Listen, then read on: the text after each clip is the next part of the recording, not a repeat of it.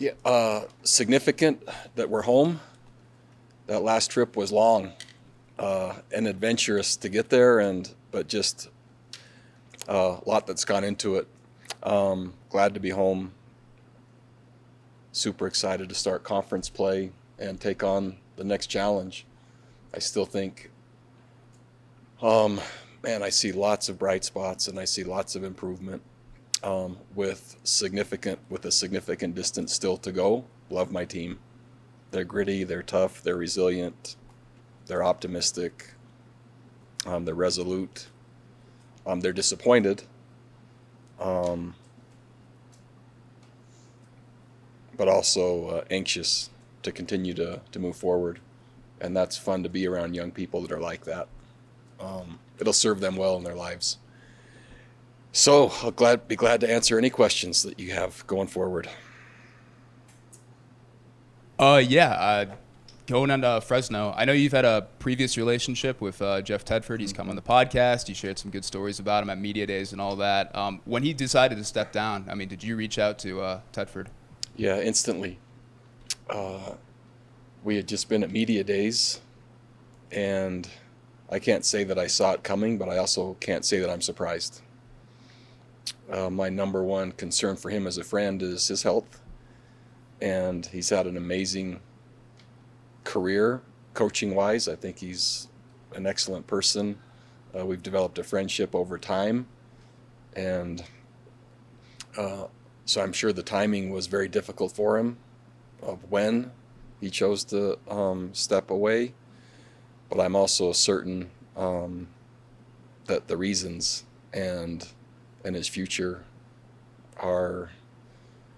were considered strongly, as well as those of his assistant coaches, his team, and I bet all that was set really well also. So yes, we've talked, yes, we've communicated. That happened within a matter of seconds probably, and yeah, I wish him all the best. And then in terms of Fresno State, from the sample size that they put out there, what are you seeing out of them so far? Explosive, dynamic, aggressive in terms of the type of plays. They remind me a little bit, not exactly, of our approach offensively, shifting and motioning and just unique ways to try to manipulate the defense. I think they're a confident football team. I think that's been earned over success in time, and so they carry themselves like they expect to win. I'm just finishing, the initial review of them, so yeah, I've been impressed so far. I've seen just enough of their defense as well. So I usually start with their offense. I've seen just enough of their defense as well, and I think they're really well coached. I think they reflect a mature football team with the staff that's been in place for a while, with the recruiting philosophy that's been in place for a while, and with program success that's been in place for a while is kind of what jumps off the tape at me. So I know the saying is, conference starts, it's a new season. Are you kind of preaching that to this team, and are they fired up? I've acknowledged it, but the reality is, yes, that's true. And then it's game 4 for us as a staff, as a program, and with a direction that currently reflects we can go toe-to-toe with probably anyone for a half, and then sustaining that is our next challenge to overcome. And we haven't yet pulled that off. And so working on expanding the competitive spirit, but also the execution and consistency to keep that extending all the way to the very last second. And that's step by step. So yes, new chance, new opportunity, conference play, also application from where we currently are and what needs to happen next along the way. And on that same subject of sustaining, is it just that, or is it teams in the second half making adjustments? Kind of your thoughts on that? Very little in terms of adjustment. Very little. It really is just consistency, maturity, and coordinated effort of doing what we're supposed to do for a longer period of time. To say there's no adjustment would be an overstatement, but that clearly hasn't been the primary thing. You mentioned after the first game how most football games come down to 5 or 6 plays, and has that kind of been the case in even the last 2 games, Coach? It has. again, the research and it's been powerful to me for my whole career. It's 3 to 5 plays, and 3 more stops, 2 more red zone scores, etc. And you can name exact plays. So even though we're still relatively early in the process, that's still the case, and it's playing out. And so those are usually the plays that I show my team Monday mornings in team meeting. I show them the capability that they have, which is evident. Also show some of the inconsistencies that we have, but then show this handful of plays really determined outcome. And usually they leave acknowledging and feeling closer than maybe what others think we are, then how to control that and what we're going to do about it, which then is an ask for increased commitment. And that's from all of us. And that usually comes through extra time, energy, and effort, just doing what we're supposed to do. You'd been in situations like that at Auburn, the environment, the rain's coming down. I would figure those kind of experience would pay dividends the remaining balance of the season when you were talking about the team's resiliency. Yeah, I think it will. We prepared with, my ears are still ringing from crowd noise from from Tuesday all the way through till we left. And so that prepared us to a point.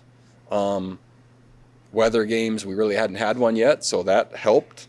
But the preparation level, and I'm responsible for this, that I had in place for our team, what I refer to as slippage. Sometimes you face circumstances that then you see something happen that's maybe atypical, that reflects the habits or the teaching hasn't gone deep enough. Number of penalties starting in the second half, especially. Third quarter was both sides. Man, that seemed like a whole different game. And so number of circumstances there, we weren't disciplined enough, precise enough, or quite frankly, from my standpoint, and I'm responsible, prepared enough to just deal with, could be the noise, could be the crowd, could be, we got a great chance, we feel it kind of slipping away to 2-score lead, and then maybe struggling a little extra. All those could certainly play in. Anyway, my job is to make sure that preparation will hold regardless of any of that, and it didn't. I can't imagine it held a ton of focus heading into the game and all that, but obviously the news did come out, and Saturday wasn't the ideal time to ask about it. But Fresno, Boise, Colorado State, San Diego State are all headed to the Pac-12 for the 26-27 academic year. Do you have any kind of reaction to that and the changes, probably heading forward for the Mountain West? I have some thoughts, and the thoughts are pretty simple.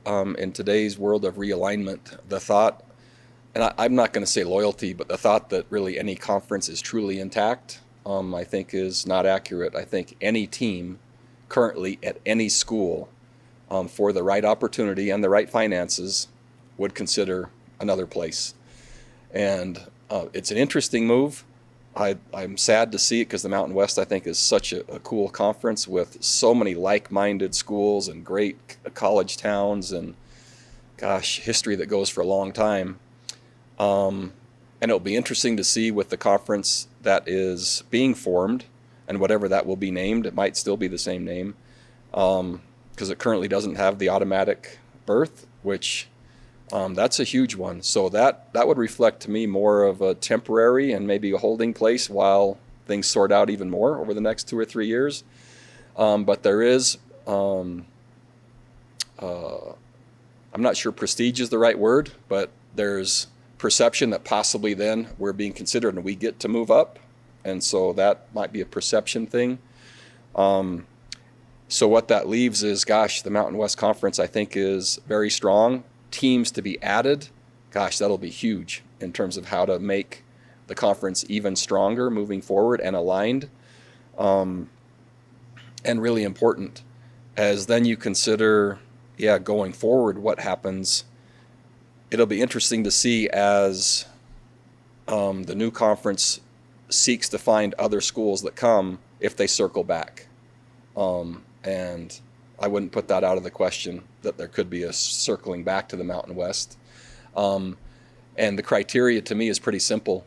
Schools that have demonstrated competency and excellence in football is the number one criteria.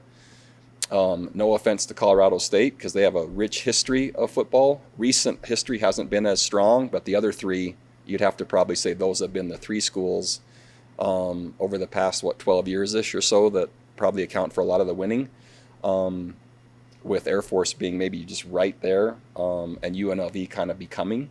And so it'll be interesting to see what direction it goes. And that would be for this current conference, the Mountain West. But the others aren't safe either at some point this year, next year, the following year. It seems pretty transactional and pretty temporary to me. And like you said, I mean, more is going to get sorted out over the next 3 or 4 or 5 years and all that. But you went to Oregon State. You coached there for a good period too as well. After seeing your alma mater kind of wander in quasi-independence for the last year or so. I mean, is there a little bit of happiness on behalf of them to kind of strike that, or no? Really, that sentiment's gone. I mean, I'm I'm alum, but really I'm a competitor now. And so I'm just speaking bluntly in terms of context. I don't have any ill will, but I haven't gone to the sentimental part. And again, each school, regardless, New Mexico the same, will do whatever is necessary to position themselves in the best position moving forward in the landscape that exists. That's a blanket statement for all programs. And the thought that a conference loyalty would override that, when have we seen that in the recent year and a half or 2 years? That age is gone. And so where it will end up, we'll see. How encouraging is it for you guys? You had flight delays. You go to Auburn, 80,000 people. It's raining. Yet you still put up 457 yards total offense. Obviously, you get red zone conversions. You have more players contributing, like Nick Trujillo. More than Wysong, you have other players stepping up. I see growth. I see just so many things to be encouraged about. And I can't say I was surprised walking off the field at halftime. It felt normal. It felt like that's how we'd prepared. I was more surprised that it wasn't sustained through the second half. And I'm now talking not about the yardage, which is fun to talk about, and man, the cool plays that we're doing and the extra players that are touching the ball. Ultimately, it comes down to points, and red zone has to be better, and then points given up, right? Those two things ultimately control outcome. But man, there's so much to be encouraged about. It's all over the place. And so I focus on the things we need to do better. That defense is very good. It didn't seem like we were overmatched in any capacity. And again, unfortunately, we weren't quite sharp enough in the red zone. But again, the picture is becoming clearer what areas to work on after 3 games, right? Not 5, 6, 7, or 8. After 3, will that also continue to expand? Yeah, there'll be other things for sure that will manifest. But man, I'm encouraged. I am. I know you were asked about this after the game, but you said you didn't know yet. But just the health update, injuries, anything like that? No. So I don't have anything to report, and not sure I would if I truly knew yet. But it was a long trip, and it was a physical game, and so I think our team probably reflects both of those going in today and what I saw this morning in team meeting. For sure. And I know you said you love this team's resilience and attitude and stuff, but I mean, losing can take a toll. Can you just speak more to maybe you guys really reinforcing the process, and are they embracing it? Yeah, it takes its toll on grown-ups too.